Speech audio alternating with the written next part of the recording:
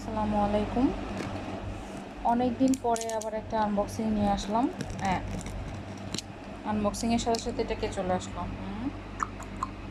Pumpkin, তুমি আমার সাথে আনবক্সিং করবা? আচ্ছা করো, চলো আমরা আনবক্সিং করি। ক্যামেরার সামনে আসো, তুমি পিছনে কি করো? হ্যাঁ, তুমি খুলবা? এই তো পামকিন খুলছে, আপনারা সবাই দেখেন। পামকিন, আসো, তুমি আনবক্সিং ভিডিও করবা?